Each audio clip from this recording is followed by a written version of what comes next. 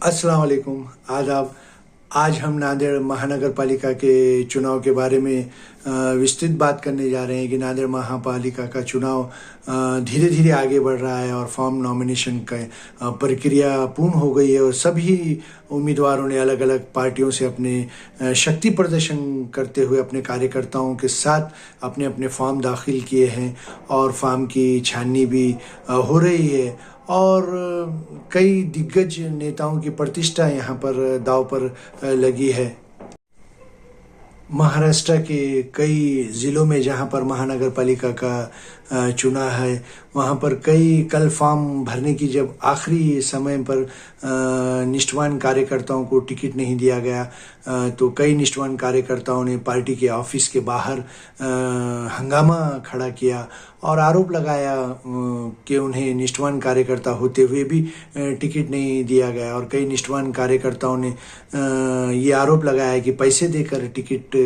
दिया गया। ऐसा आरोप उन्हीं के पार्टी के कार्यकर्ताओं ने लगाया और देखने में ये आया है कि लगभग सभी पार्टियों में निष्ठावान कार्यकर्ताओं को डावला गया और नए जो पार्टी में आए लोगों को टिकट दिया गया। और राजनीति में पॉलिटिक्स में ये सब चलता है और ये मनपा का चुनाव है, ये आम कार्यकर्ता का चुनाव है और पार्टी और नेता भी उन्हीं लोगों पर दाव लगाते हैं जो चुनाव जीतने की क्षमता रखते हैं और चुनाव के लिए सभी चीज़ों को देखा जाता है कि वो उम्मीदवार चुनाव लड़ सकता है या नहीं और वो कैपेबल है या नहीं। और ऐसे में कई लोगों की नाराज़गी भी होती है और कार्यकर्ताओं को मनाने का काम भी किया जाता है और ख़ासकर नासिक, पुणे, मुंबई और संभाजीनगर, औरंगाबाद में नाराज़गी काफ़ी देखी गई है और भाजपा और एमआईएम में भी काफ़ी नाराज़गी देखी गई है और पार्टी के उम्मीदवार जो एक उम्मीदवार 20-20, 25-25 लोग टिकट मांग रहे हैं तो किसी एक को टिकट दिया जाता है और बाकी के लोग नाराज़ होते हैं और कई लोग पार्टी के साथ रहते हैं। निष्ठावान कार्यकर्ता वो पार्टी के नेताओं के आदेश पर कायम रहते हैं, लेकिन कुछ उत्तेजित लोग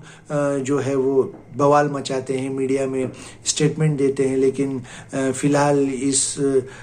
मनपा चुनाव में महाराष्ट्र के 29 ज़िलों पर मनपा का चुनाव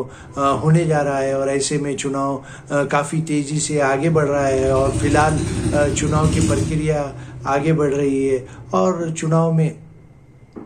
कई दिग्गज नेताओं की प्रतिष्ठा यहाँ पर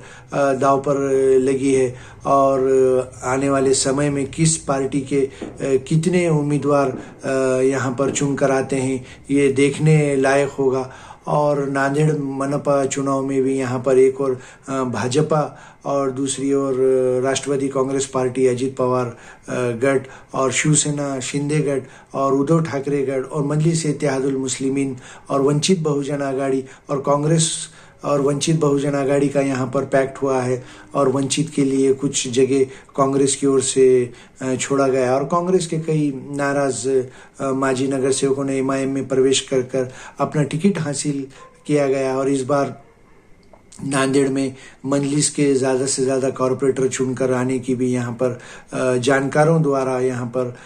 ऐसी उम्मीद जताई जा रही है और कांग्रेस क्या अपना गढ़ कायम रखती है क्योंकि कांग्रेस के कद्दावर नेता माजी मंत्री अशोकराव चौहान ये पहले से ही पार्टी को छोड़कर भाजपा में शामिल हो गए हैं और